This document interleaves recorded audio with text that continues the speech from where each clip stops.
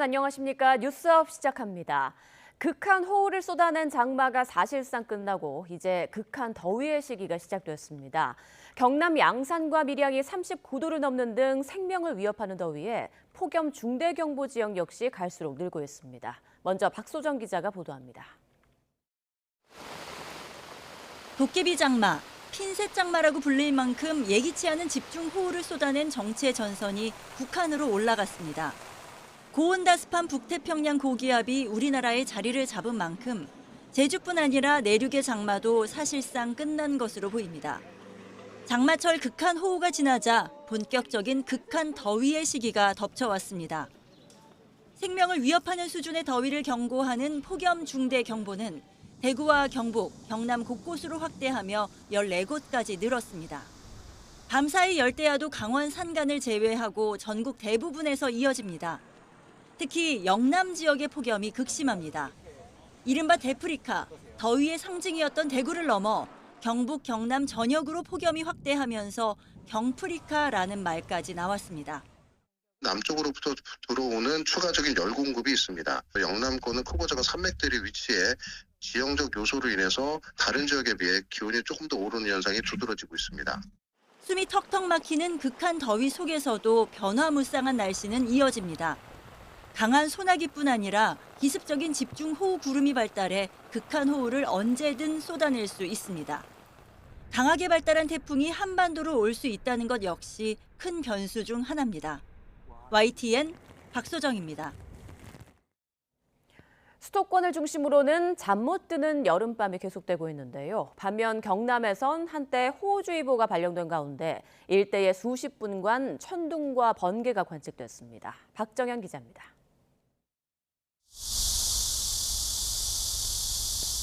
밤 10시가 다 돼가는 시각, 해가 저물어도 사그라지지 않는 찜통더위에 한강공원은 피서객들로 가득 찼습니다.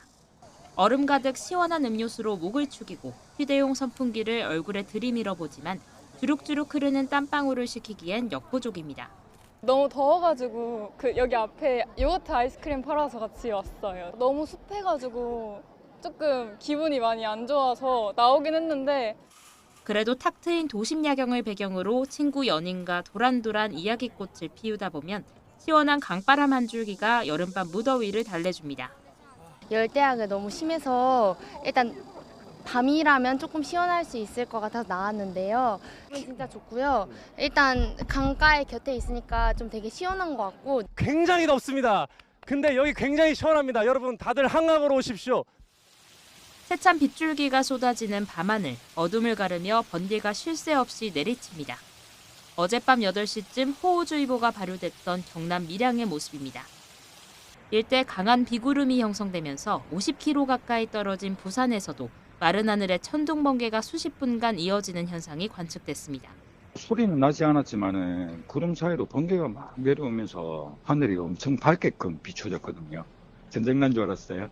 이로 인해 부산소방본부엔 관련 문의가 10여 건 접수되는 등 신고가 잇따랐는데 다만 낙뢰로 인한 피해는 없는 거로 확인됐습니다.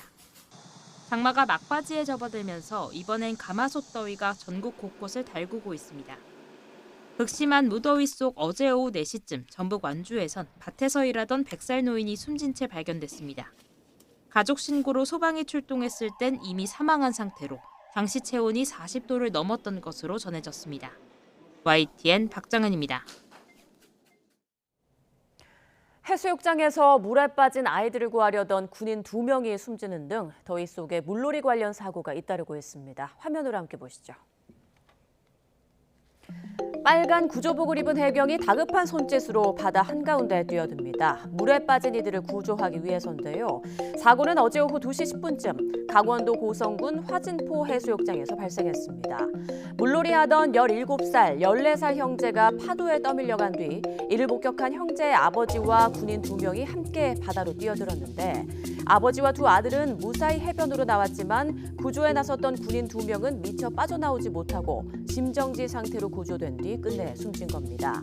또 같은 날 오후 4시쯤에는 고성군 주광면 가진항에서 스노클링을 하던 20대가 심정지 상태로 병원으로 이송되는 등 같은 날 고성 앞바다에서만 심정지 환자 3명이 발생했습니다. 행정안전부에 따르면 최근 5년간 물놀이 사망자 중 54%가 여름방학과 휴가가 집중되는 7월 말에서 8월 초 사이에 발생한 것으로 나타났습니다. 사고 장소는 하천과 계곡이 절반 이상을 차지해 가장 많았고 사고 원인으로는 수영 미숙과 안전부주의, 음주 수영 등이 대부분을 차지했습니다. 전문가들은 물놀이 시 구명조끼 착용 등 안전수칙을 지키는 건 물론이고 자신의 수영 실력을 과신하지 말고 익수자를 발견했을 때는 직접 물에 뛰어들지 말 것을 당부합니다. 기상이 좀 안 좋은 상황에도 물가에 계속 계시는 분들, 그리고 이제 자신의 수영 실력을 너무 과신하셔서 깊은 곳이나 강을 건너는 행동을 하시는 분들도 있고요. 물에 빠진 사람을 발견하면은 119가 오는 동안 이 스스로 이제 구해보려고 직접 물에 뛰어드는 건 정말 위험하거든요. 그럴 경우에는 구명환이나 로프, 그리고 이제 물에 뜨는 물건 같은 주변 도구들을 이용해서 좀 떨어져서 구하시는 게 제일 필요하다는 말씀을 드리겠습니다. 이번 주부터 더위와 함께 본격적인 휴가철이 이어집니다. 즐거워야 할 휴가 기간이 사고로 얼룩지지 않도록 모두 안전수칙을 반드시 지켜 건강한 여름 보내시기 바랍니다. 미국이 이란 공습을 중단한 가운데 트럼프 대통령은 미사일 재고가 부족해 확전을 보류했다는 보도는 사실이 아니라고 반박했습니다. 트럼프 행정부는 이란에 협상의 여지를 주기 위해 공습을 중단했다고 밝혔는데 이란은 물밑 대화가 진행되고 있다면서도 경계하는 모습입니다. 워싱턴 연결합니다. 홍상희 특파원. 트럼프 대통령이 직접 무기 부족이 사실이 아니라고 밝혔다고요? 네, 잠시 전 월스트리트저널이 전한 내용인데요. 트럼프 대통령은 성명에서 미국은 세계 어느 나라보다 훨씬 많은 탄약을 보유하고 있다면서 미사일 재고가 부족해 확전을 보류했다는 보도를 전면 반박했습니다. 마이크 왈츠 유엔 주재 미국 대사도 사실이 아니라고 밝혔는데요. 폭스뉴스의 인터뷰에서 이 트럼프 2기 행정부 출범 당시 바이든 전 행정부로부터 무기가 고갈된 상황을 물려받았다고 주장했습니다. 그러면서 미군은 언제든 행동에 나설 준비가 돼 있고 추가 군사 자산도 계속 투입되고 있다고 주장했는데요. 왈츠 대사는 또 트럼프 대통령이 외교적 해결의 여지를 주기 위해서 공격을 일시 중단한 거라면서 이란과 협상이 진행되고 있다고 밝혔습니다. 왈츠 대사의 발언 들어보시겠습니다. But he's giving talks some space. He's giving it a little bit of room. We've had both Oman and Iran and a number of our other negotiators engaged at every level. 에스마일 바가의 이란 외무부 대변인도 이란과 미국 간의 메시지 교환과 중재국들의 활동은 계속되고 있다고 밝혔습니다. 하지만 전 세계가 최소한 이번에는 미국이 약속을 지킬 거라고 기대했지만 이 합의했던 종전 양해각서 여러 조항을 노골적으로 미국이 위반했다고 비난했습니다. 이란 고위 소식통도 로이터와의 인터뷰에서 미국의 공습 보류가 진정성 있는 조치가 아니라 이 전술적 판단에 따른 것이라고 본다며 회의적인 시각을 보였습니다. 레바논에서의 이스라엘과 헤즈볼라의 무력 충돌에 대해 모즈타바 하메네이 이란 최고 지도자는 레바논 영토 보전이 전쟁을 끝내기 위한 핵심 조건이라며 헤즈볼라를 지원하겠다는 뜻도 거듭 밝혔습니다. 네, 다행히 일단 무력 충돌은 중단된 상태인데 앞으로 전망은 어떻습니까? 네, 뉴욕타임스는 트럼프 대통령이 세계 최대의 망치를 휘두르고도 이란 전쟁에 갇혔다고 평가했습니다. 이란 전쟁이 5개월째 이어지고 있지만 협상 동력은 떨어졌고 호르무즈 해협 통제권 문제도 여전히 해결되지 않고 있다며 전쟁을 끝내기 위한 마땅한 선택지가 없다고 지적했습니다.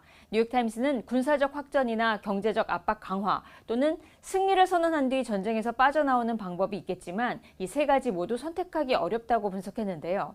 대대적인 공습이나 경제적 압박으로 이란을 협상 테이블로 이끌어낼 수 있을지 불분명할 뿐 아니라 일방적으로 승리를 선언할 경우 호르무즈 해협 통제권을 이란에 넘겨줬다는 평가가 불가피하다는 겁니다. 오는 28일 백악관에서 트럼프 대통령과 회담을 앞두고 있는 네타냐후 총리는 이란에 대한 공세를 더 강화해야 한다는 주장을 내놨습니다. 폭스뉴스와의 인터뷰에서 전쟁은 이란이 핵 프로그램을 포기해야 한다는 걸 깨닫게 될 때 끝날 거라면서 이 공격 필요성을 강조한 겁니다. 앞서 국제형사재판소는 지난 2024년 가자 지구에서의 전쟁 범죄 혐의로 네타냐후 총리에 대해 체포영장을 발부했는데요.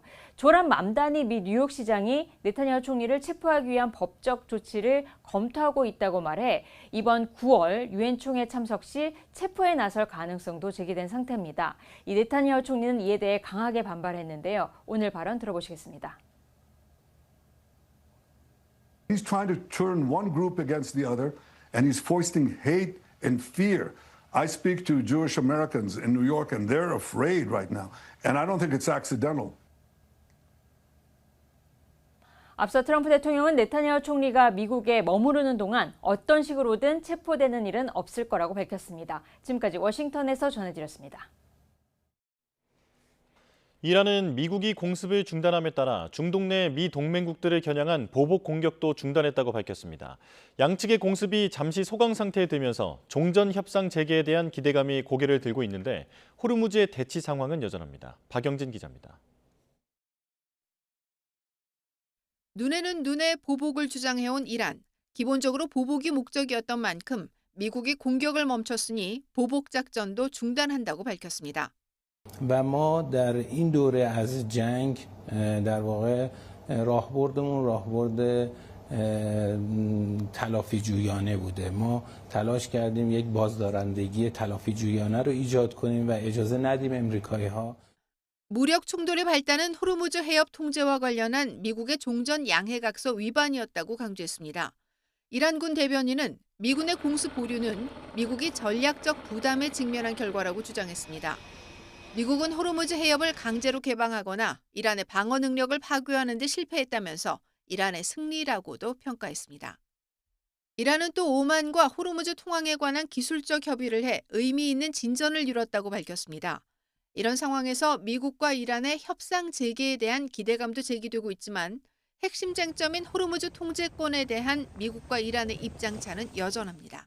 The Iranian foreign minister saying that there was progress in those talks, that they focused on the Strait of Hormuz, but there's absolutely no indication here whatsoever that the Iranians have given ground on their core point on the Strait of Hormuz, which is they want to have control over it. 이런 가운데 이란은 호르무즈 해협에서 유조선이 기뢰와 충돌해 폭발했다고 밝혔습니다. 이번 기뢰 폭발은 단순한 사고일 수도 있지만 호르무즈 통제권이 여전히 이란에 있음을 과시하기 위한 전략적 신호일 수 있다는 분석이 나옵니다. YTN 박영진입니다. 브라질을 국빈 방문한 이재명 대통령이 우리 시간으로 오늘 밤 룰라 대통령과 정상회담을 하고 공동으로 언론의 결과를 발표합니다. 이 대통령은 회담을 통해 자원부국이자 중남미 최대 방산시장인 브라질과 핵심 광물, 국방 안보 분야 협력 강화 방안을 모색할 것으로 보입니다. 또 우리 기업의 남미 진출을 지원하기 위해 한국과 남미 공동시장 메르코수르 간 무역협정 협상 재개 필요성도 논의할 것으로 예상됩니다. 이 대통령은 이어 룰라 대통령과 국빈 오찬을 함께하며 친교를 나눈 뒤 이후 상파울루로 이동해 한 브라질 기업인 간담회 등 행사를 소화할 예정입니다. 20대 대선 과정에서 건진법사 전성배 씨 등에 관한 허위 사실을 공표한 혐의로 재판에 넘겨진 윤석열 전 대통령이 오늘 1심 선고를 받습니다. 이번 선고는 생중계로 이뤄지는데 벌금 100만 원 이상이 대법원에서 확정되면 국민의힘은 400억 원에 육박하는 선거 비용을 반환해야 합니다. 신규혜 기자입니다. 윤석열 전 대통령의 공직선거법 위반 혐의에 대한 1심 선고가 오늘 이뤄집니다. 사회적 관심이 큰 사건인 만큼 이번 선고는 생중계로 진행됩니다. 쟁점은 20대 대선을 앞두고 윤 전 대통령이 의도적으로 허위 사실을 유포했느냐입니다. 대선 과정에서 이뤄진 인터뷰에서 김건희 씨와 함께 건진법사 전성배 씨를 만난 적 없다고 부인했고 우리 당 관계자분께서 이분이 많이 응원하신다고 해서 인사를 한 적은 있습니다만은 배우자분과 같이 만나신 건 아니고? 네, 그건 아니고요. 관훈클럽 초청 토론회에서는 윤우진 전 용산 세무서장에게 변호사를 소개해 준 적이 없다고 밝혔습니다. 저는 윤우진 그 서장하고 가까운 후배의 친형이기 때문에 제가 알고는 지냈습니다만은 이런 뭐 부적절한 일은 전혀 없었고. 이를 두고 김건희 특검은 당선을 목적으로 허위 사실을 유포한 것이라며 지난해 12월 윤 전 대통령을 재판에 넘겼습니다. 해당 발언 이후 각종 의혹이 잠잠해져 유력 대선 후보 지위를 유지할 수 있었다고 본 겁니다. 이에 대해 윤 전 대통령 측은 당시 기억에 따라 성실히 답한 것일 뿐 의도적으로 거짓말을 한 건 아니라고 주장했습니다. 특검이 징역 2년을 구형한 가운데 1심 선고에서도 당선 무효형이 나올지가 관심입니다. 공직선거법에 따르면 벌금 100만 원 이상의 형이 확정되면 당선 무효로 선관위에서 보전받은 비용을 돌려줘야 하기 때문입니다. 국민의힘이 20대 대선 당시 보전받은 선거 비용은 무려 397억 원에 달합니다. YTN 신기입니다. 네, 자세한 정치권 현안들 두 분과 함께 짚어보겠습니다. 오늘은 차재원 부산가톨릭대 특임교수, 이종근 시사평론가와 함께하겠습니다. 안녕하십니까? 안녕하세요. 네, 조금 전 리포트에서도 보셨습니다만 오늘 오후 2시에 윤석열 전 대통령의 대선 기간 허위 사실 공표와 관련해서 1심 선고 생중계가 예정돼 있습니다. 오늘 결과에 따라서 국민의힘에 큰 파장을 일으킬 수 있다, 이런 얘기가 나오고 있는데 어떻게 예상하세요? 아무래도 뭐 공당이 추천한 후보, 그것도 특히 대선 후보가 허위사실 공표 혐의로 유죄가 선고가 되고 그것이 만약에 최종적으로 확정이 될 경우에는 정당의 이미지에는 상당한 이미지 타격이 불가피할 수밖에 없습니다만, 그러나 제가 생각했을 때는요, 이번 100만 원 이상 벌금을 받을 경우에는 지지난 대선이었죠. 2022년 대선 때 선거 비용 보전으로 받았던 397억 원을 다시 반환을 해야 되는 그런 상황이기 때문에 상당히 뭐 어떻게 생각했으면 엄청난 거액이기 때문에 국민의힘 당장 문 닫는 거 아니야? 이렇게 생각하시는 분들도 많지만 뭐 제가 알기로는 지금 국민의힘의 자산이요 1,000억이 넘습니다. 그러니까 지금 그 건물만 하더라도 800억이 넘는 걸로 지금 알려지고 있거든요. 그렇기 때문에 이 설사 397억이 만약에 최종심으로 확정이 된다 하더라도 당장 국민의힘이 문을 당사를 팔아야 되고 뭐 그럴 정도까지는 아니다는 생각이 들고요. 그것보다 더 중요한 부분은 사실은 오늘 1심에서 유죄에서 만약에 지금 이 선거 비용 보전 반환이 되는 100만 원 이상이 받는다 하더라도 이것이 과연 궁극적으로 처벌 가능할 수 있느냐 부분을 볼 필요가 있는데, 왜 제가 이런 말씀을 드리냐면 지난해 5월 달에 사실은 대법원에서 이재명 당시 민주당 대선 후보, 민주당 당시 이재명 대표와 관련된 선거법 위반을 유죄 취지로 파기환송했어요. 그때 민주당이 무슨 법을 통과시켰냐, 지금 발의를 했냐면 사실은 이 선거법상 허위 사실 공표 혐의 중에서 예를 들면 학력이나 뭐 이런 재산을 거짓말할 경우 계속 처벌을 하지만 행위 부분은 허위사실 공표에서 제외하는 법안을 법사위까지 통과시켜 놓은 상황입니다. 그렇기 때문에 이때 당시 국민의힘은 뭐라고 이야기했냐면 이재명 이 대표 한 명을 위해서 꼴대로 옮기느냐 이렇게 하면서 강하게 반발을 했었는데, 만약에 이번에 국민의힘이 이런 식으로 만약 1심에 100만 원 이상 받을 경우에 과연 국민의힘은 그 입장을 바꿔서 지금 민주당이 추진하고 있는 부분에 최소한 협조를 안 한다 하더라도 일종의 자시하는 그런 식으로 협조를 할 가능성이 있지 않을까? 이게 제가 생각했을 때 최대의 관전 포인트입니다. 일종의 적대적 공생관계를 만드느냐 안 만드느냐. 이게 주목되는 포인트죠. 국민의힘의 경우에는 앞서 이제 오세훈 서울시장도 1심에서 시장직 상실형이 나와서 한 차례 충격을 받은 바가 있는데 오늘 결과에 따라 또 충격이 있지 않을까 싶습니다. 네, 그렇습니다. 앞서 교수님께서 이 액수와 관련돼서 큰 타격이 없다 말씀을 하셨는데 굉장히 동의는 하는데 문제는 도덕적, 정치적 타격이에요. 1심 선고에 불과하니까 확정 판결까지는 시간이 있습니다. 하지만 확정 판결까지 민주당은 공세를 늦추지 않을까요? 거봐라, 윤석열 당시에 국민의힘이 승리했던 것, 대선에서 지난번 대선에 승리했던 것 자체가 정당성이 완전히 훼손됐다. 선거 승리 자체가 무산돼야 된다라는 그런 논리로서 확정 판결까지 계속 정치적 공세를 당해야 되는 어떤 입장이 될 테고, 두 번째는 당내의 어떤 파장이 클 거예요. 왜냐하면 일단 유죄가 선고됐을 때 때 윤석열 대통령과의 정치적 결별을 요구하는 목소리가 커질 겁니다. 거기에 대해서 당권파가 또 상대를 하겠죠. 그러니까 친윤과 또 반윤의 어떤 그런 그 충돌이 당연히 예상이 될 테고, 그래서 어쨌든 이게 건강한 방향으로 간다면 새로운 어떤 보수 재건의 목소리가 정당성을 획득할 가능성도 높아 보이고요. 물론 100만 원 이하가 나오거나 무죄가 나온다면 거꾸로 뭐 윤석열 지지층이 다시 결집한다거나 윤석열 대통령에 대한 어떤 재판 과정에 문제가 있다라는 목소리가 더 커질 가능성도 있습니다. 네, 오늘 결과에 따라서 금전적인 부분보다는 도덕성에 타격을 줄 수 있고 당내 갈등에도 영향을 미칠 수 있다라는 분석해 주셨습니다. 자, 다음은 국회 상황 보도록 하겠습니다. 민주당이 보안수사권 완전 폐지를 당론으로 정하면서 형소법 개정에 속도를 내고 있는 그런 상황인데요.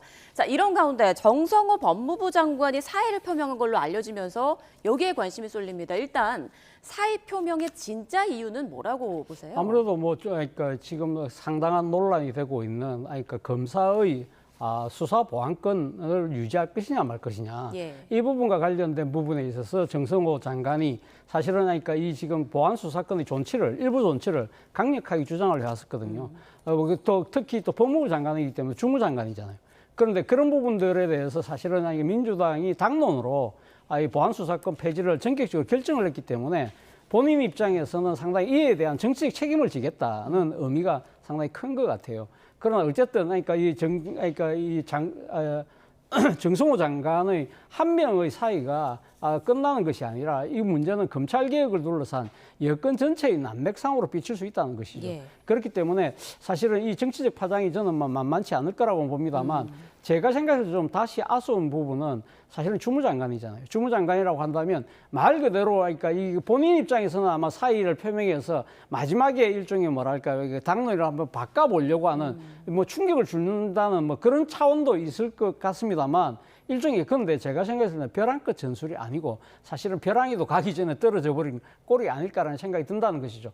지난해 국무회의에서 이재명 대통령이 정성호 장관에게 이런 말을 한 적이 있습니다.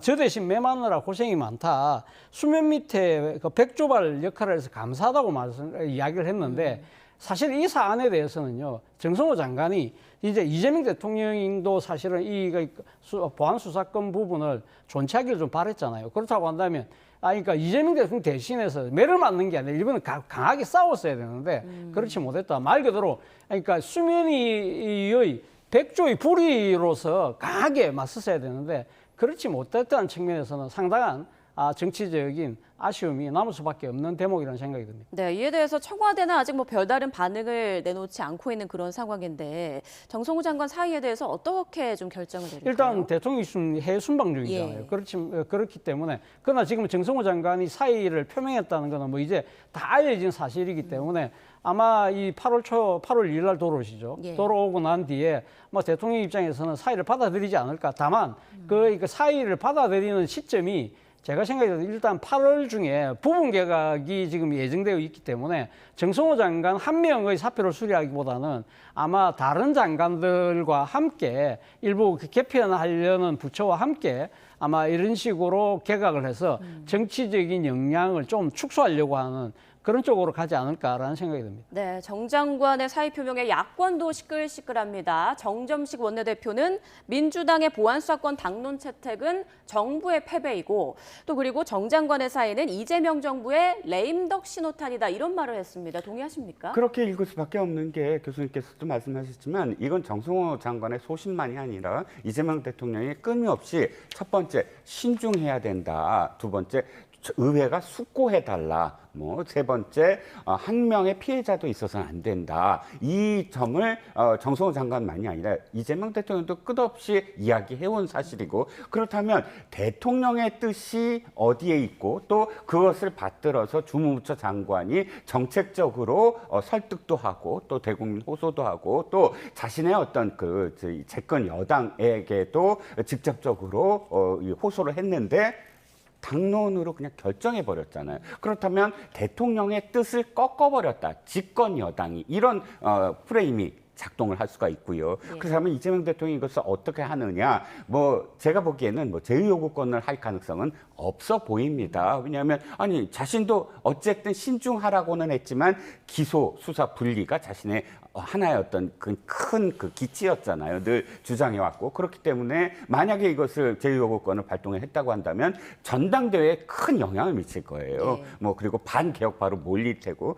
그렇다고 받아들인 이것을 만약 진짜 강행을 한다고 해서 사실 또 이득이 될 것도 있습니다. 실용 정치를 늘 얘기하고 확장을 얘기한 뉴 이재명을 얘기했을 때 만약 뭐 저는 조갑재 언론인께서 말씀하신 부분 영웅이 될 거라는 부분도 일견 뭐 타당하다고 보여요. 그야말로 중도층에서 움직일 가능성이 크거든요. 이건 그야말로 국민들을 위한 어떤 판단이다. 하지만 아까도 말씀드렸지만 그럴 가능성은 없어 보이고 더군다나 이번에 정성호 장관의 어떤 그런 사의를 어떻게 결정하느냐에 따라서 사실 야당의 공세는 더 강하게 나타날 가능성이 더 큽니다. 네, 일단 대통령이 순방을 돌고 돌아와서 이 얘기에 대한 또 결정이 날 것으로 보이고요. 상황을 좀 두고 보도록 하겠습니다. 자, 민주당 분위기 좀 보겠습니다. 지난 주말 동안 빅3 당권 주자들 모두 지역을 돌면서 당심 잡기에 돌입했는데요. 김민석 후보가 제기한 신천지 개입설이 전당대회를 흔들고 있는 상황입니다. 친청계 최고위원 후보들은 근거가 없으면 사퇴해라 이렇게 총공세에 나서고 있는 그런 상황인데 신천지 개입설의 실체에 대해서는 어떻게 생각하세요? 일단 뭐 지난 주말인가요? 그러니까 정교유착 합수본에서 신천지가 이번 지방선거를 앞두고 아마 그러니까 이 영향력을 행사하기 위해서 신도를 입단시킨 그 혐의를 뭐 이렇게 확인했다는 보도가 잇따랐잖아요. 그렇다고 한다면 사실 그러니까 신천지가 민주당이 어떤 식으로 영향력을 행사했다는 부분은 실체는 어느 정도 확인이 되는 것 같아요. 그런데 문제는 사실은 김민석 후보가 주장해왔던 그 정도의 그러니까 개입과 영향력이 있었냐 부분에 대해서는 또 별개로 좀 다뤄봐야 된다는 측면이 있는데요. 사실은 그러니까 김민석 후보가 최근에 이런 이야기를 한 적이 있어요. 반면과 분열주의, 신천지 3자 연합을 깨는 게 이번 전당대회의 본질이라는 이야기를 했거든요. 자, 그렇다고 한다면 이 김민석 후보가 이야기한 3자 연합이라는 것 자체가 모르긴 몰라도 많은 사람들이 느꼈을 때는 그런 생각을 할 가능성이 높죠. 어떤 생각이냐?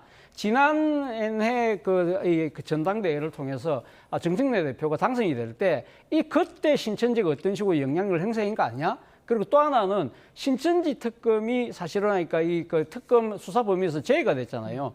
그런 부분에 있어서 당시 당대표였던 정청래 대표가 신천지의 뭔가 영향을 받아서 행사한 거 아니냐는 그런 의혹으로 많은 사람들이 그러니까 받아들였는데 그런데 지금 김민석 후보는 뭐라고 이야기를 하냐면 특정 후보를 겨냥한 건 또 아니라고 한 발을 뺐어요. 그렇기 때문에 일종의 뭐랄까 지방선거 때의 신천지 개입은 확인이 됐지만 애초 김민석 후보가 들고 나왔던 3자연합, 신천지와 관련된 3자연합 부분은 이거는 그럼 어떻게 된 거야? 라는 의구심이 지금 클 수 있는 상황이기 때문에 사실은 그 때문에 지금 정청래 후보와 그리고 친청계 후보들이 강하게 지금 김민석 후보를 밀어붙이는 그런 양상이라는 것이죠. 그렇다고 한다면 김민석 후보는 애초 본인이 이야기했던 이번 전당대회 본질이 신천지 3자연합을 깨는 것이라고 한다면 이 실체를 분명히 밝히고 거기에 대한 근거를 제시를 해야만 되는 상황으로 지금 조금 내몰리고 있는 것이 아닐까라는 생각이 듭니다. 네, 김민석 후보의 자충수가 될 거다라는 정청래 후보 측의 주장도 나오고 있는 상황인데, 자, 그간 민주당 국민의힘 신천지 집단 가입을 놓고 뭐 위헌 정당 해산을 언급하면서 비판을 해왔는데 이번에는 민주당의 이 사안이 덮친 그런 상황입니다. 국민의힘에서는 좀 어떻게 이 사안을 보고 있을까요? 국민의힘에선 이 사안과 관련돼서 첫 번째는 뭐냐면 지금까지 자신의 어떤 그 정당에 대한 공격을 그대로 돌려줄 좋은 호기라고 생각을 할 거예요. 왜냐하면 생각하시면 알겠지만 내란정당 운운하면서 당시에 이제 정교유착해서 신천지, 통일교 등등과 엮여서 굉장히 곤혹스러운 어떤 상황 아니었습니까? 그런데 내부의 어떤 전당대회 경선을 통해서 이것이 불거졌습니다. 이 자체 사안이 전당대회 내에서 봉합이 되더라도 국민의힘에선 그것을 외면할 수가 없어요. 저는 개인적으로는 굉장히 바람직하다. 이제는 뭐 당원 주권주의라는 미명하에 특정 시기에 특정 어떤 집단의 집단적인 어떤 입당을 유도하면서 정당 민주주의를 훼손하는 그런 행위에 대해서는 여야 또는 정당을 막론하고 수사가 멈춰서는 안 된다. 수사를 더 가열차게 해서 확실하게 이번에 그런 그 정당 민주주의 훼손을 근절하는 어떤 계기로 삼아야 되고 예. 국민의힘에서는 아마도 끝까지 아마 이 사안을 갖고 갈 예정으로 알고 있습니다. 네, 국민의힘에선 권영진 의원의 멱살잡이 소동이 일파만파 커지고 있는 그런 상황이죠. 지금 원내 지도부는 권 의원의 제명 조치 등 중징계를 압박하고 있고 자진 탈당하라는 목소리도 커지고 있는 그런 상황인데 오늘 당 최고위와 윤리위에서 관련 논의가 좀 이루어질 것으로 예상됩니다. 예, 그렇죠. 예. 사실 뭐 그 국민의힘 입장에서는 상당히 이번 사건 자체가 상당한 아마 이 정치적인 데미지가 있을 수밖에 없는 사안이거든요. 사실 어떻게 보면 그러니까 지금 당 지도 체제, 리더십에 상당한 그러니까 훼손이 생길 수밖에 없는 상황이잖아요. 그리고 또 뭐 바로 그런 문제들 때문에 권영진 의원도 사실은 이거 공개적으로 사과할 수밖에 없는 그런 상황이었다는 것이죠. 권영진 의원 입장에서는 본인의 정치적인 여러 가지 그러니까 이제 위상이나 이런 걸 봤을 때 자신의 상임위 배치 그리고 또 자신이 요구했던 정보위 그러니까 위원 선임 이런 부분들이 무산된 것에 대해서 열이 받을 측면은 분명히 있습니다. 국회의원 선수는 재선이지만 광역단체인 대구시장을 두 분이나 했기 때문에 사실 따지고 보면 이 당의 사선 중진 이상의 정치적인 위상을 갖고 있는데 거기에 대한 홀대니까 상당히 분노할 측면이 있습니다만 그렇다고 해서 물리적인 폭력을 행사한 부분에 대해서는 입이 10개라도 이게 변명의 여지가 없는 것이죠. 그렇기 때문에 모르긴 몰라도 제가 생각해서 권영진 의원 같은 경우는 아마 자진 탈당의 그러니까 이 지금 이 조치를 스스로 취하지 않을까 하는 생각이 들어요. 왜냐하면 사실 바로 직전 원내대표도 손원석 원내대표가 옛날 그 당내 행사에서 자리 문제 때문에 뭐 이런 뭐 폭행 뭐 시비에 휘말려 갖고 본인이 자진 탈당했다가 나중에 이제 복당해서 결국 원내대표까지 간 케이스가 있기 때문에 아마 권영진 의원이 그 사례를 참조하지 않을까 하는 생각이 드는데 문제는 이거죠. 그 지금 당내의 리더십이 왜 이리 흔들리느냐. 결국은 이번 지방선거에서 국민의힘이 확실하게 패배했음에도 불구하고 어느 누구도 정치적 책임을 지지 않는 이런 지도체제에 대한 도전이라는 측면에서는 상당히 국민의힘의 내용은 계속 갈 가능성도 있다는 생각이 듭니다. 네, 자진 탈당을 할지 아니면 징계가 이루어질지 그 부분 조금 더 보도록 하고 자, 이 권영진 의원이 장동혁 대표 사퇴를 그동안 요구해왔던 대안과 미래 소속이라는 점에서 뭔가 미치는 영향이 좀 더 클 것 같습니다. 앞으로 어떤 파장을 미칠까요? 그렇죠. 첫 번째는 말씀하셨듯이 전제가 돼야 될 게 당내 어떠한 폭력도 사실 용납할 수 없는 것이고 윤리위가 중징계를 내려야 한다는 의견에 저는 동의합니다. 그런데 두 번째는 뭐냐면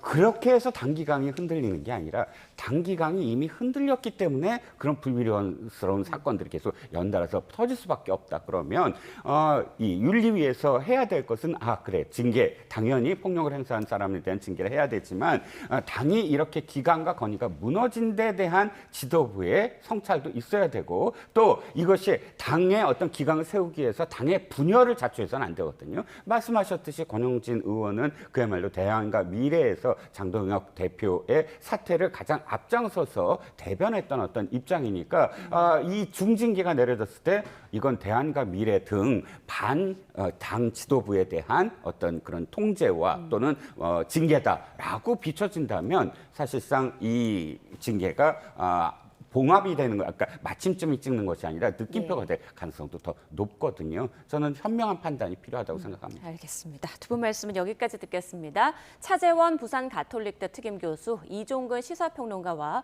주요 정치권 이슈들 살펴봤습니다. 고맙습니다.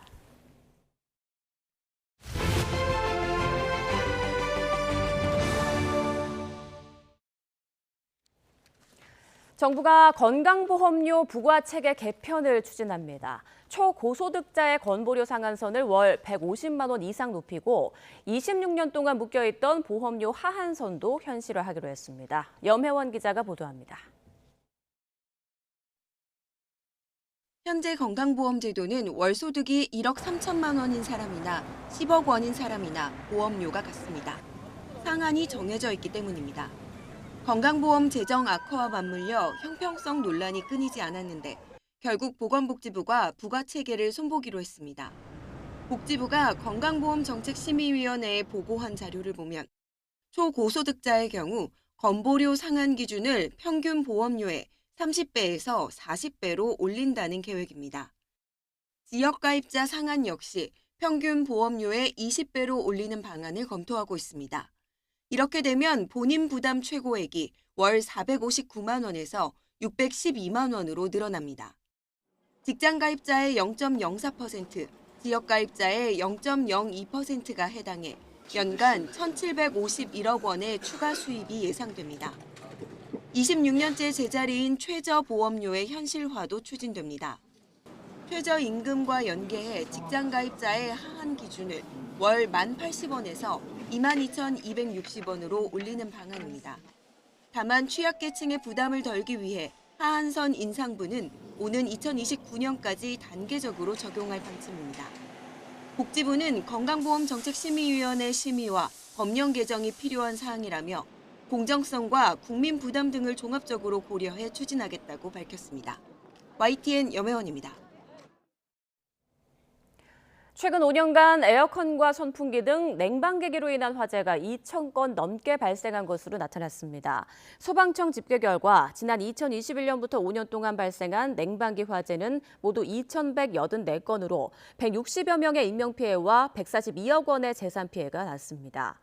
화재 원인은 모터 과열이나 전선 합성 등 전기적 요인이 76%로 대부분을 차지했고 기계적 요인과 사용자 부주의가 그 뒤를 이었습니다.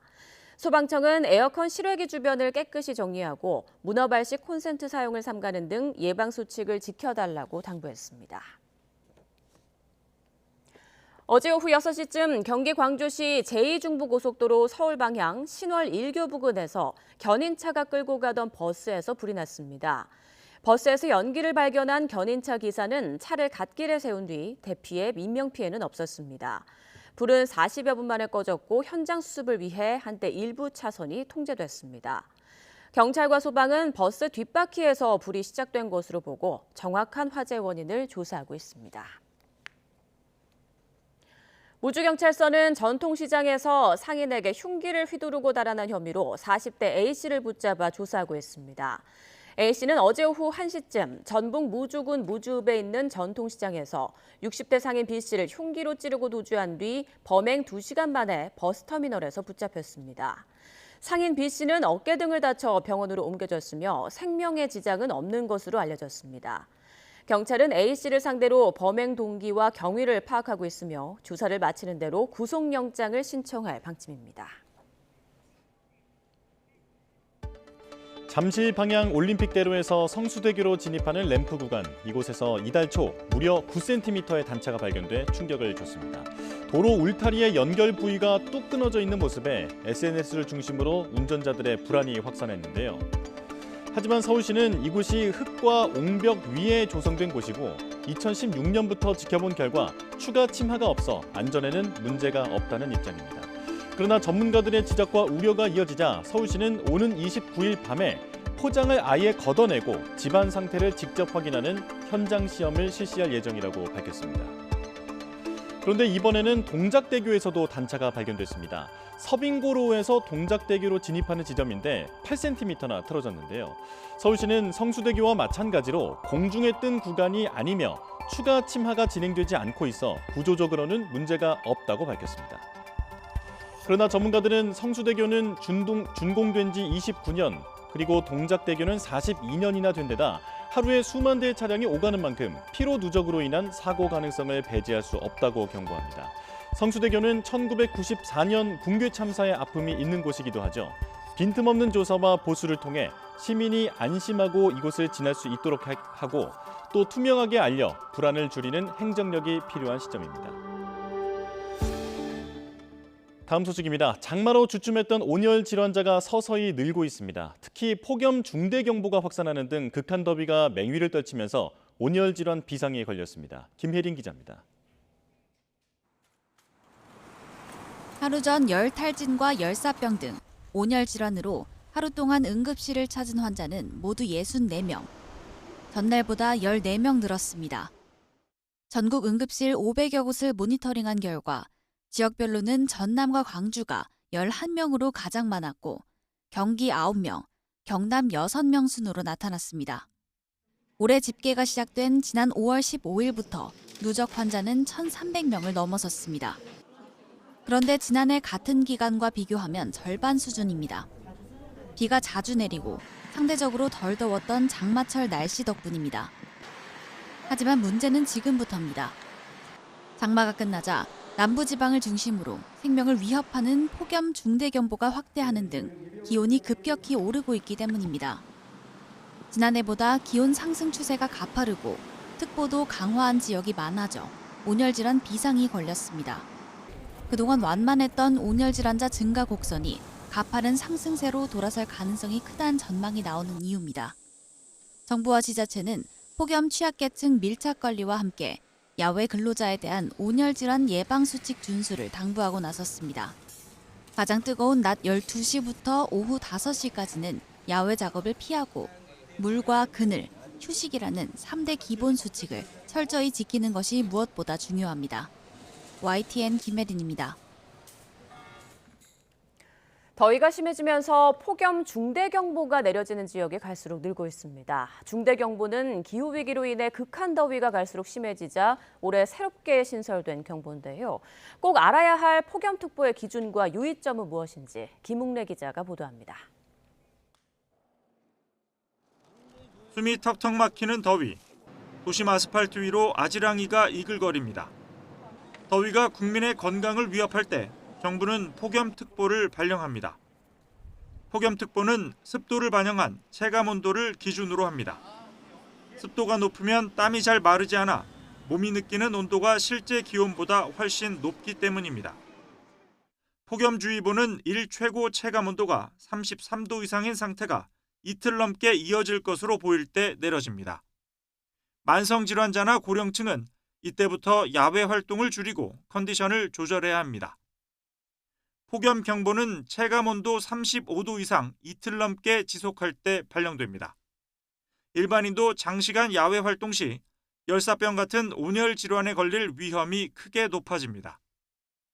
기후위기로 극단적인 더위가 잦아지면서 올해 6월부터 정부는 가장 강력한 단계인 폭염 중대경보를 신설했습니다.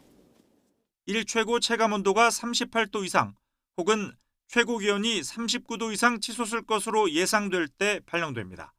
더위가 생명을 위협할 수 있다는 강력한 경고입니다. 폭염 중대경보는 단순히 날씨가 매우 덥다는 의미가 아닙니다. 건강한 사람에게도 온열 질환이나 사망 등 중대한 피해가 발생할 위험이 현저히 높은 상황입니다. 폭염 중대경보가 내려지면 3대 생존 수칙을 반드시 기억해야 합니다. 야외 활동은 즉시 중단. 낮 12시부터 오후 5시 사이 아예 밖으로 나가지 않습니다. 물과 그늘, 휴식이 확보된 안전한 곳으로 반드시 이동해야 합니다. 홀로 계신 어르신이나 쪽방촌 주민 등 더위에 취약한 이웃과 가족의 안부를 수시로 확인합니다. 치명적으로 변해가는 폭염, 특보 단계를 수시로 확인하고 행동 요령에 따르는 것이 나와 내 가족을 지키는 방법입니다. YTN 김웅래입니다. 제12호 태풍 노을이 중국 남부 광둥성과 홍콩을 강타했습니다. 중국 북부 내륙 지방은 섭씨 50도 넘는 불볕더위에 시달리고 있습니다. 베이징에서 강정규 특파원입니다. 상점 안에 돌풍이 몰아치자 바퀴 달린 아기 침대가 밖으로 굴러나갑니다. 침대는 화단에 걸려 나뒹굴고 다행히 안에 있던 꼬마는 밖으로 빠져나와 엄마 품으로 달려갑니다. 강풍에 들썩이는 차양막을 붙잡으려 장정 둘이 매달려보지만 되려 함께 공중에 떠오릅니다. 건물 외벽에 설치된 거푸집이 뜯겨나가고 밧줄로 연결한 고층 작업대는 위태롭게 요동칩니다. 7点多的时候，他那个物业好像已经把那2个吊篮都已经就是安全的落下来了。 제12호 태풍 노을이 중국 남부 광둥성과 홍콩에 상륙했습니다. 최대 풍속 시속 160km, 최고 등급인 태풍 적색경보가 올해 처음 발령됐습니다. 광둥성에서만 70만 명 넘게 대피했고 홍콩에서도 부상자가 속출했습니다. 给他们提供简单的水、泡面，还有八宝粥、面包一些简单的基础物资，因为确实也是情况比较紧急，我们能准备的就是比较基础的一些东西。 반면 중국 신장과 내몽고, 스촨 등 내륙 지역은 불볕더위에 시달리고 있습니다. 신장 투르판의 기온이 섭씨 50도를 넘겼고 지표면 온도계는 80도를 웃돌았습니다. 我们把这个鸡蛋呢打在这个铁盆里面，10分钟以后，我们来看看它会发生什么样的变化。我们的蛋清呢，现在已经是凝固变白的状态。 화염산이란 지명에 걸맞게 메마른 땅에서 자연 발화로 추정되는 불이 붙은 장면이 목격되기도 했습니다. 베이징에서 YTN 강정규입니다. 네, 속보가 들어왔습니다. 국민의힘 권영진 의원이 정점식 원내대표의 멱살을 잡은 소란의 후폭풍이 당사자의 사과에도 좀처럼 수그러들지 않는 가운데 정 원내대표가 조금 전에 기자들과 만나서 메시지를 내놨습니다. 국민의힘은 애초에 조금 뒤에 열릴 최고위원회의에서 이번 멱살잡이 사태에 대한 후속 조치를 논의할 예정이었는데요. 최고위 비공개 회의에서 중앙당 윤리위원회의 회부는 물론 탈당 권고 등의 징계 수위까지 언급될 수 있다는 전망이 나온 바 있습니다. 대구 재선의 권영진 의원은 지난 23일 국민의힘 내 상임위원회 배분에 불만을 품고 원내대표실을 찾아가 정점식 원내대표의 멱살을 잡는 등 강하게 항의한 바 있는데요. 권 의원은 이후 공개 사과하는 데 이어 내정됐던 차기 대구시당 위원장과 행정안전위원회 간사도 맡지 않겠다는 뜻을 밝히기도 했지만 계속해서 후폭풍이 이어지고 있는 상황입니다. 자세한 처분에 대한 내용이 들어오면 이어지는 뉴스에서 전해드리겠습니다. 여고생 살해범 장윤기 사건 수사 과정에서 촉발된 경찰의 봐주기 의혹 뒤에는 지역 토호 세력과의 유착이라는 구조적 문제가 자리 잡고 있습니다. 실제로 한 경찰서에서 10년 이상 장기 근무 중인 이른바 향찰이 전국에 17,000명에 달하는 것으로 나타났습니다. 김진두 기자입니다. 장윤기 사건 부실 수사의 핵심 인물인 광산경찰서 수사팀장 박모 경감. 박 경감의 전보 이력을 분석해보니 지난 2000년부터 광산서에서만 무려 18년 동안 일한 것으로 나타났습니다. 경찰관 생활의 절반을 한 경찰서에서 보낸 전형적인 향찰, 즉 지역 장기 근무자입니다. 마찬가지로 현직 경찰관인 장윤기의 아버지 역시 광산서에서만 10년 넘게 근무했습니다. 이처럼 한 경찰서에서 10년 이상 줄곧 근무 중인 경찰관은 전국적으로 17,000여 명에 달합니다. 특히 경찰 조직의 허리이자 실무를 이끄는 경위와 경감급 장기 근무자가 14,000여 명에 달해 전국의 전체 경위 경감의 약 20%를 차지했습니다. 5명 중 1명꼴로 특정 경찰서에 뿌리를 받고 있는 셈입니다. 지역별로는 서울과 광주의 장기 근무자 비율이 8%, 2%대에 그친 반면 전북과 충북, 충남 등 지방은 20%를 넘어 장기 근무 현상이 두드러졌습니다. 장기 근무 경찰관들은 지역 사정에 밝아 밀착형 치안이 가능하다는 장점이 있습니다. 하지만 한 지역에 오래 머물며 쌓인 관계가 이번 사건처럼 봐주기 수사나 정보 유출 같은 유착 비리로 이어질 위험이 크다는 지적입니다. 인지 수사를 하는 진흥팀이나 고소고발을 담당하는 경제팀, 그리고 형사팀이나 강력팀 같은 수사부서는 장기간 근무하게 되면은 폐단이 커지니까 한 번씩 순환시키는 그런 시스템이 필요하다고 보고 있습니다. 경찰 신뢰도를 뿌리채운 듯 장윤기 봐주기 의혹을 계기로 관행처럼 이어진 경찰 장기 근무 인사를 수술대에 올려야 한다는 목소리가 커지고 있습니다. YTN 김진두입니다. 오늘 선거법상 허위사실 공표 혐의를 받는 윤석열 전 대통령의 1심 선고가 내려집니다. 유죄의 선고가 확정되면 국민의힘은 보전받은 선거보조금 전부를 반환해야 하는데요. 재판부의 판단 기준을 미리 전망해 보겠습니다. 김성수 변호사와 함께합니다. 어서 오십시오. 안녕하세요. 네. 자, 그러니까 쟁점이 두 가지인데 하나는 건진법사 관련된 거고 하나는 윤우진 전 세무청장, 세무서장에 대한 변호사 소개 이 부분이잖아요. 정리를 좀 해주실까요? 예, 지금 현재 이 공직선거법이 쟁점이 되는 겁니다. 이 공직선거법에서 결국 당선 목적으로 허위 사실을 공표했는지 이 부분이 쟁점이 되는 것인데 공직선거법 250조 1항을 보면 이 당선 목적으로 후보자의 행위라든지 직업, 경력 이런 부분을 허위로 진술한 경우에는 징역 5년 이하 또는 3천만 원의 벌금의 형을 규정을 하고 있고 이 부분이 지금 현재 특검에서 보고 있는 부분은 이 윤석열 전 대통령이 대통령 후보 시절이었던 2021년 12월 14일에 이 관훈클럽 초청 토론회에 갑니다. 그래서 여기에서 이 윤우진 전 용산 세무서장에게 이모 변호사를 소개했다는 이 의혹에 대해서 본인이 소개하지 않았다라는 취지로 답변한 것이 하나가 있었고요. 그리고 그 다음에 2022년 1월 17일에는 불교 리더스 포럼 출범식에 갑니다. 그리고 그 인터뷰 과정에서 이 당시에 또 하나 쟁점이 됐던 것이 이 무속인과 연관이 되어 있다는 이야기가 있었는데 이와 관련해서 이 무속인에 대해서 응원하는 사람이 있다고 해서 한 차례 본 적은 있다. 다만 뭐 굉장히 오래된 사이라거나 이런 것은 아니다라는 취지로 이야기했던 부분이 있었거든요. 지금 그래서 배우자와 같이 만난 적이 없다 이런 식으로 얘기를 했었기 때문에 이것 자체가 특검에서는 허위 사실을 공표한 것이다. 공직선거법상의 허위 사실 공표이기 때문에 처벌 대상이다라고 보는 것이고 지금 윤 전 대통령 측에서는 이 부분 관련해서 이 당시 윤우진 전 용산 세무서장에게 변호사를 소개한 사실이 없다는 취지의 답변과 그리고 이 당시 무속인에 대해서도 이 무속인을 안다는 이런 부분에 대해서 그 당시 사실관계 본인의 인식에 의해서 이야기했다 이런 주장들을 펼치고 있기 때문에 이 부분 사실관계에 관해서 재판부가 어떻게 볼 것인지 그리고 이 부분 사실관계가 인정이 된다고 했을 때 이것이 법리상 이 허위사실 공표죄에 해당할 수 있는지 이것까지도 오늘의 쟁점이 될 수가 있기 때문에 이 오늘 오후 2시 선고에서 어떤 부분 판단이 있을지를 봐야 되는 그런 상황인 겁니다. 예. 이게 실제로 처벌로 이어지려면 그 발언 당시에 자신의 발언이 사실과 다르다는 것을 알고도 말을 했느냐 이 부분을 규명하는 게 중요할 것 같은데 내가 기억이 헷갈려서 말을 그렇게 한 것이다라고 지금 윤 전 대통령은 얘기를 하고 있잖아요. 그렇다면 특검 측은 어떤 증거를 가지고 와야 이런 부분들을 규명을 할 수 있을까요?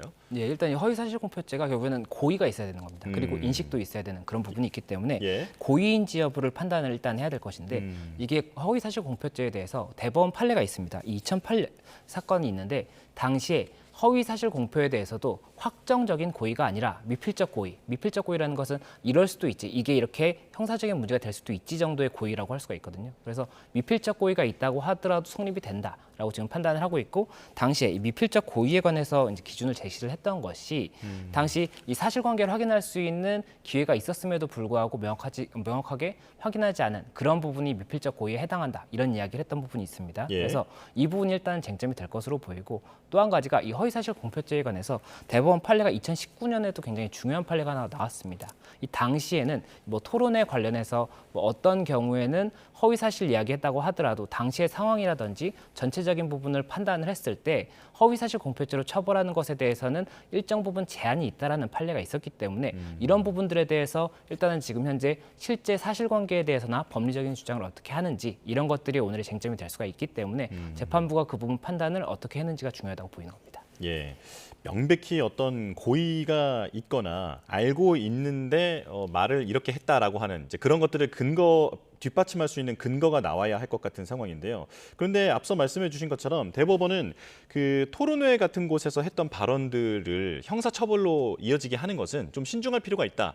라고 이제 밝힌 바 있는데 그렇다면 적극적으로 어떤 거짓말을 한다라고 판단을 하려면 그 기준이 필요할 것 같거든요. 어떻게 봐야 하는 겁니까? 맞습니다. 그 당시에 이제 대법원에서도 판단의 기준을 여러 가지를 제시를 했습니다. 다만 이것이 어떤 구체적인 사실관계에 적용을 했을 때 어디까지 적용되는지는 이제 오늘 봐야 되는 그런 부분이라고 볼 수가 있고 말씀하신 것처럼 이 당시 대법원의 2019년 판례는 그런 부분입니다.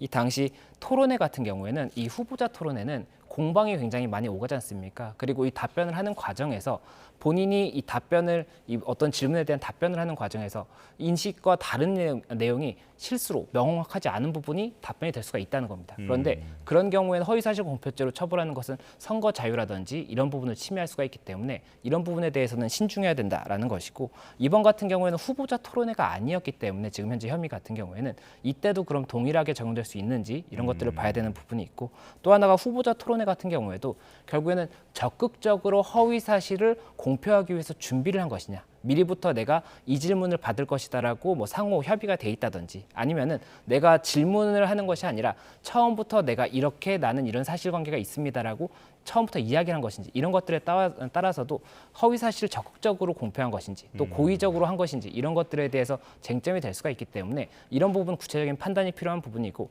2019년 당시 그 2019 이 판례 자체가 바로 적용될 수 있는지에 대해서는 오늘 사실관계는 좀 봐야 될 것 같습니다.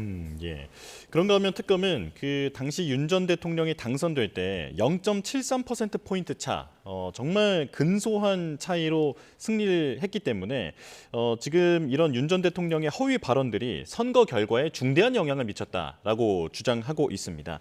그런데 이걸 어떻게 수치적으로 규명을 한다든지 하는 건 현실적으로 어려워 보이는데 어떻게 설득을 할까요? 예, 우선 특검에서 그 부분 언급을 한 가장 큰 이유는 유무죄에 대한 판단은 별도의 법리적인 부분을 주장을 했을 것이고 이렇게 대선에 큰 영향을 미쳤다는 것은 양형에 대한 부분이라고 볼 수가 있습니다. 이 부분에 파급 효과가 어느 정도였는지에 따라서 처벌의 중대성 여부가 달리 판단이 될 수가 있기 때문에 그 부분 이야기를 한 것이고 만약에 유죄가 인정이 된다라고 했을 때는 재판부에서는 정말 이렇게 당락에 관해서 낮은 포인트 차이가 있었고 이 사실관계에 관한 허위 사실 공표라고 할 수 있는 부분이 이 당락에 굉장히 큰 영향을 끼쳤다라고 한다면 당연히 그 엄벌에 처할 수 있는 근거가 될 수 있는 그런 부분이기 때문에 구형을 하면서 지금 2년을 징역 구형을 해달라고 했거든요. 그 구형에 관해서 특검에서는 이런 논리이기 때문에 2년 정도를 선고해 달라라고 이야기를 한 그런 상황이어서 일단은 오늘의 유무죄 판단이 가장 중요하고 유무죄 판단을 한 이후에 재판부에서 정말 이 당락에 크게 영향을 끼쳤다고 볼 것인지 그리고 만약에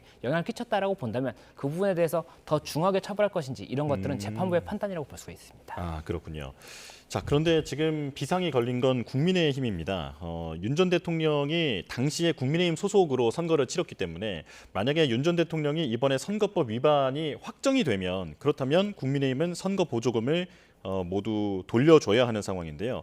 이게 거의 400억 원 가깝더라고요. 일단 대법원까지 가야 이게 결정이 되는 거죠? 예, 맞습니다. 공직선거법에 보면 규정이 있습니다. 이 122조의 2를 보면 이 대통령 선거라든지 이 선거에 관해서 정당하게 지출된 금액에 대해서는 그 보전을 해주는 이 규정이 있습니다. 그리고 이 보전에 대해서 265조의 2에서는 당선 무효가 된 경우가 있습니다. 이 선거 관련해서 당선 무효가 된 경우에는 이 보전된 비용을 반환해야 된다는 규정이 있고 또 여기서 대통령 선거 같은 경우에 정당 추천 후보자가 이 무효가 된 경우에는 그 정당이 반환을 해야 된다라는 규정이 있습니다. 그렇다 보니 이 공직선거법상 그 허위사실 공표죄는 선거범이라고 볼 수가 있는 것이고 여기서 100만 원 이상의 벌금형이 선고가 된다면 그때는 무효가 되는 것입니다. 그러면 무효가 되면은 265조의 2에 따라서 결국에는 정당이 이 후보자에 대해서 반환을 해야 되는 그런 상황이 되기 때문에 말씀하신 것처럼 지금 현재 보전받았던 비용이 400억 가까이 되는 그런 비용을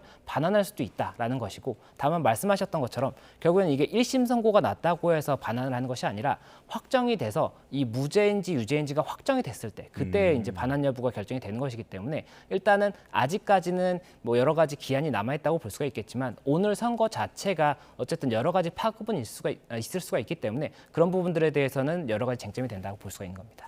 예. 그런데 이게 정말 대법원까지 가서 확정이 된다라고 가정을 하면 그 이 400억 원이라고 하는 돈이 그 국민의힘의 어떤 기반을 흔들 수도 있는 거금이다 보니까 국민의힘도 이에 대해서 문제 제기를 할 수 있을 것 같거든요. 어떤 가능성이 있습니까? 예, 우선은 만약에 이 법률 제도 자체에 대해서 어떠한 뭐 정당의 자유라든지 정치적인 뭐 자유의 문제가 있기 때문에 위헌의 소지가 있다라고 다투볼 수가 있을 것 같습니다. 예. 다만 그 부분에 대해서 일단은 이 부분이 위헌에 관해서 다툼이 뭐 명확하게 있다고 했을 때 법원이 어떻게 볼지도 별도의 얘기이기 때문에 그것을 봐야 되는 상황이고 만약에 그런 위헌의 소지가 없다라고 한다면 법률의 규정이 있기 때문에 그렇다면 반환을 해야 되는 그런 상황이 됩니다. 그런데 국민의힘 이 당 입장에서도 400억 원이라는 돈이 굉장히 큰 돈이기 때문에 뭐 당사를 매각한다든지 이런 쟁점까지도 발생할 수가 있거든요. 그래서 그런 부분까지도 일단은 확정이 되고 나면 이때 국민의힘에서도 여러 가지 고심이 있지 않을까 생각이 됩니다. 예. 이제 주제를 바꿔서 장윤기 사건을 들여다보겠습니다. 먼저 취재 기자를 연결을 해볼 텐데요. 광주에서 여고생을 살해한 혐의로 기소된 장윤기의 3차 공판이 오늘 열립니다. 2차 공판에서 장윤기는 성폭행 목적 범행을 인정한 데 이어서 오늘은 증인신문이 본격적으로 진행될 예정인데요.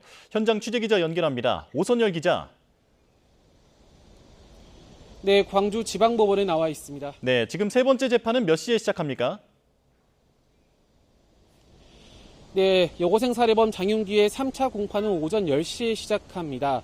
이번 공판은 증인신문 위주로 진행하는데요.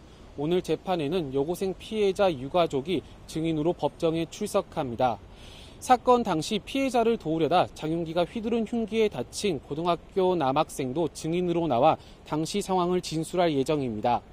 앞서 검찰은 모두 4명을 증인으로 신청했습니다. 피해자 유가족과 남고생, 그리고 장윤기의 고교 동창과 사회복무요원 시절 동료입니다. 검찰은 장윤기가 경찰에 검거될 당시 갖고 있던 공직의 휴대전화를 포렌식하고 동창과 나눈 SNS 대화록을 복원했는데요. 복원된 대화엔 여고생을 납치하고 싶다는 취지의 대화가 포함된 것으로 전해졌습니다. 검찰은 고교 동창을 불러 장윤기가 평소에도 납치 이야기를 자주 했다는 진술을 확보한 것으로도 알려졌는데요. 하지만 오늘 재판을 앞두고 장윤기가 납치 정황을 뒷받침하는 대화록들의 증거를 인정하면서 검찰은 장윤기 동창 등 지인 2명의 증인신문 계획을 철회했습니다. 장윤기는 지난 13일 열린 2차 공판에서 검찰이 제시한 영상 증거들을 확인하고 변호인을 통해 공소 사실을 전부 시인했습니다. 오늘 증인신문이 마무리되면 재판은 종반부에 접어듭니다. 다음 4차 공판에선 장윤기를 상대로 범행 경위와 동기 등을 확인하는 피고인 신문이 진행될 것으로 보입니다. 지금까지 광주지방법원에서 YTN 노선일입니다. 네, 관련 내용 김성수 변호사와 조금 더 짚어보겠습니다. 오늘 증인신문 이뤄지는데 피해자의 부모 그리고 범행을 말리려다 당시에 다쳤던 그 A군이 이번에 나오게 됩니다. 이 증언이 재판부 판단에 어떤 영향을 줄까요? 예, 오늘 결국엔 증언 자체는 사실관계에 관해서 증거를 확보하는 그런 절차라고 볼 수가 있습니다. 그래서 이 피해 여고생의 부모가 출석을 하는 것은 아마 당시 피해 여고생의 동선이라든지 이런 부분을 파악함으로써 범죄의 사실관계에 관해서 어느 시점부터 미행을 했다든지 어느 시점에서 범죄가 발생했는지 이런 것들을 파악하는 데 있어서 중요한 사실관계가 나오지 않을까 생각이 되는 부분이 있고요. 또 한 가지는 이 피해 여고생의 부모분께서 이제 답변을 함으로써 어느 정도의 피해가 발생했는지에 관한 그런 부분도 아마 언급은 있지 않을까 생각이 되는 부분이 있습니다. 예. 그리고 당시에 이제 피해 남고생 같은 경우에 현장 상황을 가장 가까이에서 목격을 했고 본인도 피해를 입은 그런 상황이지 않습니까? 그리고 본인의 피해에 대해서도 지금 현재 재판이 이뤄지고 있는 것이기 때문에 당시 피해에 대해서 정황이 어떤 상황이었는지 그리고 이 당시 어떠한 범죄의 잔혹성이라든지 중대성이 있었는지 이런 것들을 사실관계를 질문을 하고 이에 대한 답변을 함으로써 사실관계를 조금 더 촘촘하게 보강하는 그런 절차가 아닐까 생각이 됩니다. 예. 지금 이 장윤기 사건이 더욱 주목받는 것은 부실 수사 그리고 은폐 의혹까지 불거져 있는 상황이기 때문에 이 부분에 대해서 더 많은 관심을 갖게 되는 건데요. 전 국수본부장과 광산경찰서장의 분리수사 지시 의혹 이것도 수사 중입니다.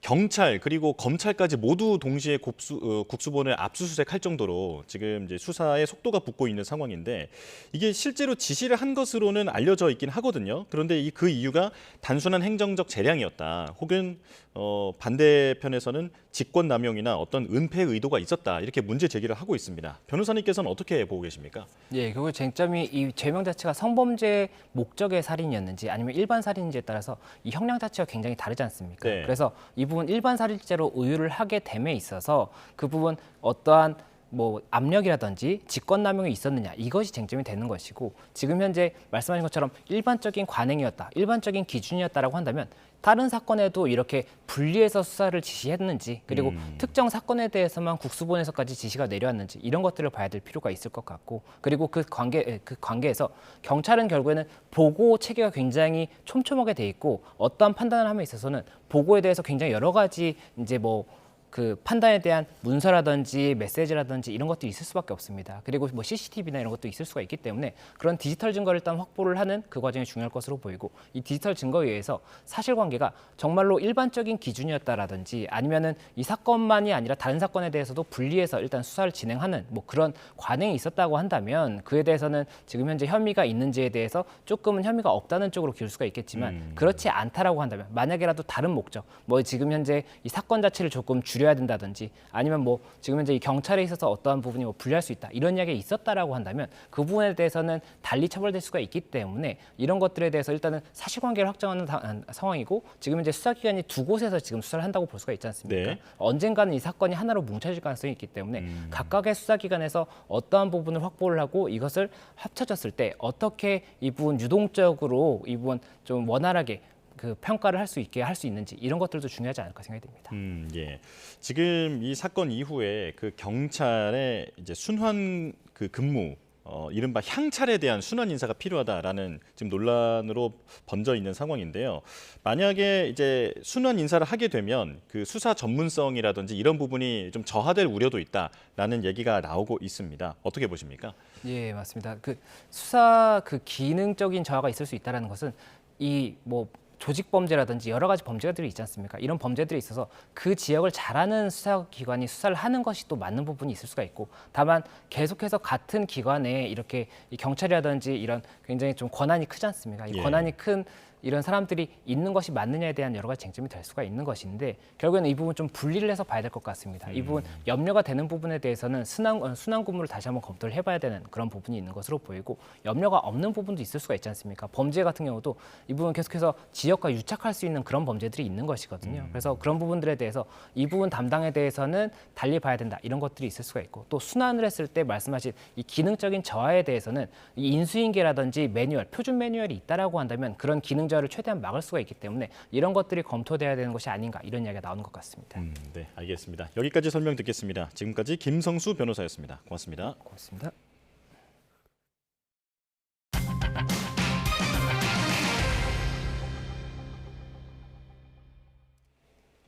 축구 국가대표팀의 에이스로 거듭난 이강인 선수, 스페인 명문 구단인 아틀레티코 마드리드의 새 둥지를 틀게 됐습니다. 능숙한 스페인어로 활약을 다짐하기도 했는데요. 어떤 내용인지 화면으로 직접 보시죠. 이번 2026 북중미 월드컵에서 패스 성공률 92.7%로 전체 7위를 기록한 이강인 선수, 스페인 명문 구단인 아틀레티코 마드리드로 이적했습니다. 지난 2023년 6월 스페인 마요르카를 떠나 프랑스 명문 파리 생제르맹으로 이적해 챔피언스리그 2연패 등 굵직한 성과를 이뤘지만 주전 경쟁에서 밀리며 다소 아쉬움을 남겼는데요. 월드컵 활약을 바탕으로 다시 스페인으로 향하게 됐습니다. 이적료는 4천만 유로, 약 671억 원으로 한국 선수 역대 이적료 2위에 올랐습니다. 이강인 선수는 능숙한 스페인어로 팬들과의 만남을 손꼽아 기다리고 있다고 밝혔는데요. 들어보시죠.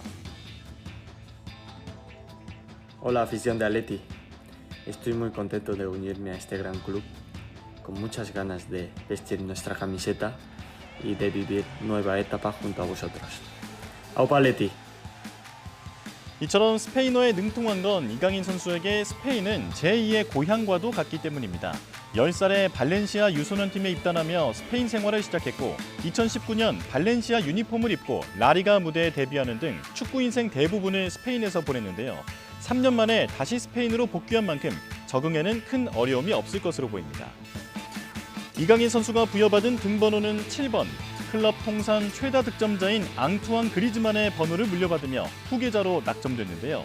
에이스의 상징인 등번호를 부여하며 아틀레티코 마드리드가 이강인 선수에게 얼마나 큰 기대를 하고 있는지 엿볼 수 있는 대목입니다. 아시아 선수에겐 통곡의 벽으로 불리던 스페인 3대 명문 구단에 당당히 7번을 달고 입성한 이강인 선수. 다음 달 9일 서울 월드컵 경기장에서 열리는 아틀레티코 마드리드와 맨체스터 시티의 평가전이 데뷔 무대가 될 거란 전망이 우세한데요. 이강인 선수가 7번을 달고 스페인 무대에서 어떤 활약을 보여줄지 축구 팬들의 기대가 점점 커지고 있습니다. 프로야구 두산의 에이스 곽빈이 한참 물이 오른 선두 삼성의 강타선을 상대로 6이닝 동안 무실점하며 시즌 9승째를 따냈습니다. KT의 연승 행진은 9경기에 끝났습니다. 이경재 기자입니다. 삼성의 싹쓸이 패배 위기에 물린 두산의 미들 구석은 에이스 곽빈이었습니다. 삼성의 강타선을 맞아 6회까지 안타 3개만 맞고 무실점으로 마운드를 지켰습니다. 노아웃 1, 2루로 몰린 4회, 디아즈를 7구 만에 헛스윙 3진으로 돌려세우고 유지혁과 이재현을 외야 띵공으로 잡아내며 위기를 넘겼습니다. 시즌 9승으로 다승은 공동 1위로 올라섰고 삼진 8개를 추가해 탈삼진 선두를 질주했습니다. 포볼 주면 절대 안 된다라고 생각을 하고 그냥 차라리 맞자라는 생각으로 계속 가운데 보고 좀 공격적으로 던졌던 것 같아요. 삼성의 세 투수 볼스의 스위퍼에 속수무책으로 당하던 두산 타선은 4회 양의지와 안재석의 적시타로 2점 먼저 뽑았습니다. 6회에도 2점을 추가해 4대0으로 앞선 8회.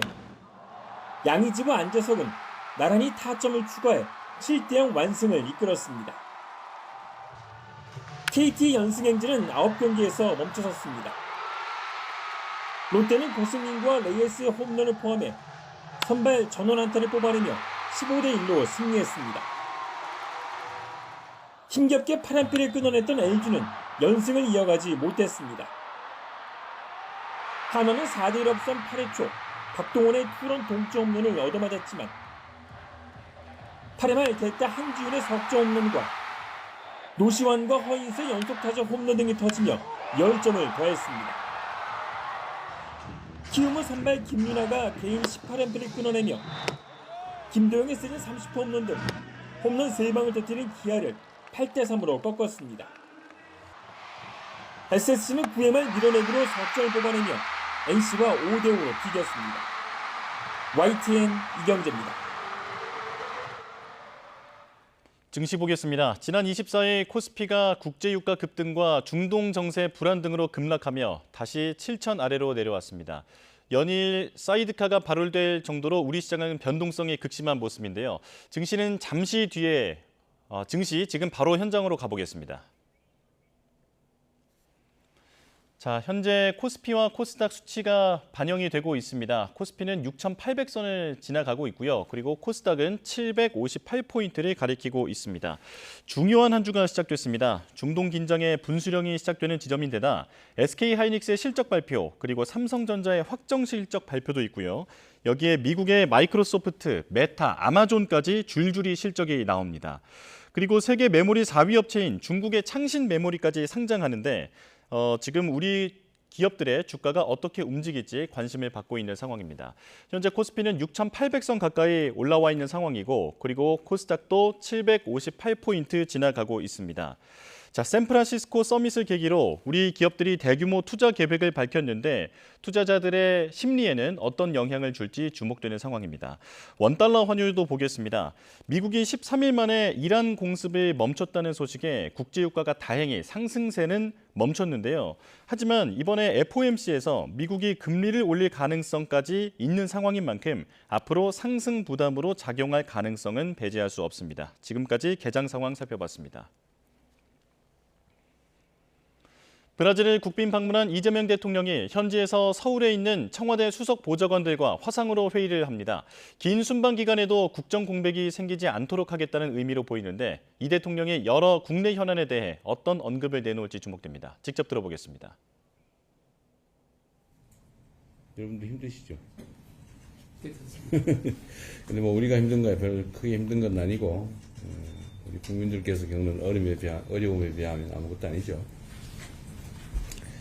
자, 오늘은 제73주년 정전협정 체결일이기도 하고 유엔군 참전의 날입니다.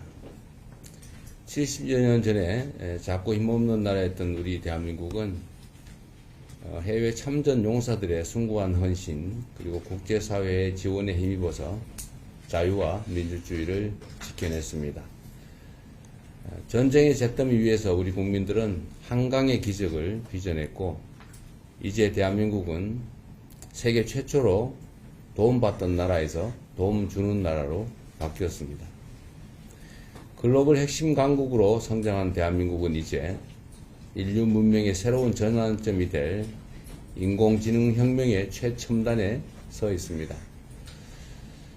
그리고 이번 샌프란시스코 인공지능 선언은 우리 대한민국이 인공지능 시대를 이끄는 대체 불가한 선도자로 도약하겠다라는 국가적인 출사표입니다. 특히 초대규모의 공급, 투자 협력 등을 통해 글로벌 빅테크와의 파트너십을 인공지능 동맹 수준으로 격상했고 세계적인 벤처 캐피털과의 협력 기반도 더욱 강화하기로 했습니다. 정부는 이런 성과들이 우리 경제의 더 큰 도약과 국민 삶의 실질적 개선으로 이어질 수 있도록 후속 조치에 만전을 기해 주시기 바랍니다.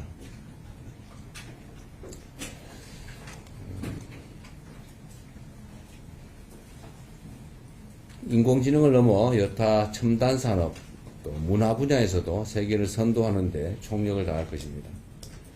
우리 정부 출범 이후에 첫 남미 순방이 이제 본격적으로 시작됐습니다. 국제 질서를 급속하게 재편하는 시대 상황 속에서 외교적 네트워크를 다변화하고 또 다층화하는 노력은 국가의 안정적 발전을 위해서 필수적입니다. 남미는 엄청난 인구 또 풍부한 자원을 갖춘 곳으로 외교의 지평을 한층 더 넓히는 데 있어서 가장 필요한 지역 중에 하나입니다.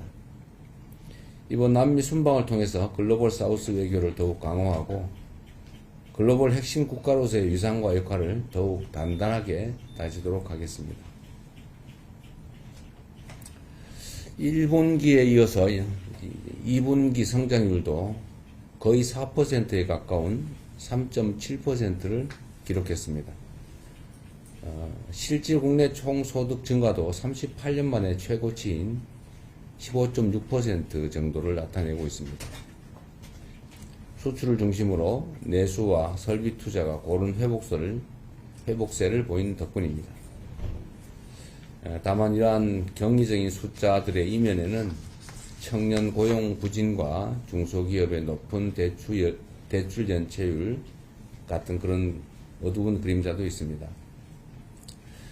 만일에 성장의 과실이 일부 계층과 부문에만 집중되면 경제적 불균형이 심해질 것이고 결국 어렵게 살아가는 경제도 다시 식을 수밖에 없습니다. 윗목과 아랫목이 고루 따뜻해야 방 안의 온도가 오래 유지되는 것처럼 지속 가능한 경제 발전을 위해서는 성장의 온기가 널리 퍼지도록 정부가 노력해야 합니다. 기업들이 청년들의 신규 고용에 적극 나서고 또 풍부한 유동성이 골목 상권과 중소기업으로도 흐를 수 있도록 재정, 조세, 금융 등을 총망라한 정책 집행에 속도를 내야 되겠습니다. 하반기 경제 성장 전략으로 마련된 관련 대책들을 차질 없이 신속하게 집행해 주시기 바랍니다. 중동 지역 상황이 다시 불안정해지면서 국제 유가가 출렁이고 있습니다.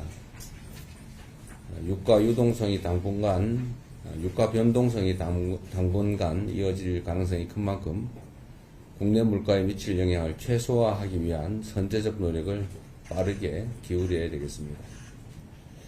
유가 불안이 확실하게 해소될 시점까지 석유 최고 가격제를 지속하고 유류세 인하 같은 정책 수단도 최대한 유지해 주시기 바랍니다. 상황이 악화되면 민생의 어려움을 완화하기 위한 추가 방안도 적극 검토해야 되겠습니다. 아울러 화물차와 건설기계 운전자, 농어민, 이동노동자들처럼 경유 의존도가 높은 계층의 부담을 덜기 위한 대책도 지속 추진해야 되겠습니다. 모두가 힘든 시기를 악용해서 불법적 돈벌이에 나서는 행태 역시 확실하게 단죄해야 되겠습니다.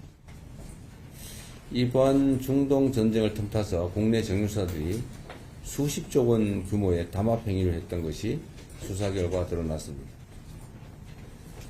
기름뿐 아니라 다른 핵심 민생 품목들에 대해서도 매점 매석, 담합행위 같은 사례가 발생하지 않도록 관계당국이 시장 교란행위 단속에 만전을 기해 주시기 바랍니다. 장마가 끝나고 이번 주부터 본격적인 무더위와 함께 휴가철이 시작됩니다. 우리 국민들께서 편안하게 가족과 함께하는 시간을 즐기실 수 있도록 정부는 물가와 안전 등 민생 대책 전반을 꼼꼼하게 점검해 주시기 바랍니다. 이런 시기일수록 어려운 국민의 삶을 구체적으로 살피는 게 중요합니다. 변변한 냉방장치 없이 무더위를 견디고 계시는 쪽방촌 주민들, 또 치솟는 물가에 휴가는커녕 반찬거리 걱정부터 앞서는 서민들, 좁은 취업문을 뚫기 위해서 이 순간도 땀 흘리는 청년들, 가족을 위해서 폭염 속에서도 달궈진 아스팔트를 달려야 되는 이동 노동자들, 물건을 하나라도 더 팔기 위해서 잠까지 줄이며 가게 문을 여는 동네 사장님들, 이런 국민들 모두가 오늘은 고단해도 내일은 더 나아질 것이다 라는 희망을 가지실 수 있도록 저와 정부는 매 순간 전심전력을 다하겠다는 말씀을 드립니다. 국민 여러분, 네, 브라질의 국빈 방문 중인 이재명 대통령 정전협정 체결일 73주년을 언급하며 AI 혁명 가운데 우리나라의 발전 방향에 대해 의견을 밝혔는데요. 국내 경제와 국제 정세를 분석하며 정부의 적극적 역할을 강조했습니다. 자세한 내용은 이어지는 뉴스에서 전해드리겠습니다. 아침부터 공기가 후텁지근합니다. 현재 서울의 체감온도는 벌써 30도에 육박했고요. 한낮에는 최고 체감온도가 34도까지 오르면서 오늘도 찌는 듯한 더위가 이어지겠습니다. 또 대기가 불안정해지면서 중부지방과 경북 북부에는 요란한 소나기가 지날 수 있겠습니다. 현재 전국 대부분 지역에 폭염특보가 발령 중인 가운데 대구를 비롯한 영남 지역을 중심으로 최고 단계인 폭염 중대경보가 내려져 있습니다. 오늘도 영남 지역을 중심으로 극한의 더위가 나타나겠습니다. 벌써 양산은 33도를 넘어선 가운데 양산의 한낮 기온 38도, 대구는 37도까지 치솟겠고요. 서울 33도, 대전 34도까지 오르겠습니다. 예상되는 소나기의 양은 수도권과 강원도에 최고 60mm가 예상되고요. 벼락과 돌풍을 동반해 시간당 30mm 안팎으로 강하게 쏟아질 수 있겠습니다. 내일도 오늘과 비슷한 날씨가 이어집니다. 폭염 속 내륙 곳곳에 소나기가 지나겠고요. 이번 주 내내 열대야와 폭염이 기승을 부리겠습니다. 오늘 소나기가 내리는 지역에서는 가시거리가 짧아지고 도로가 미끄러울 수 있습니다. 차량 운전 시 감속 운행하는 등 안전사고에 유의하기 바랍니다. 지금까지 YTN 원채영입니다. 뉴스원 마칩니다. 내일 다시 뵙겠습니다. 고맙습니다.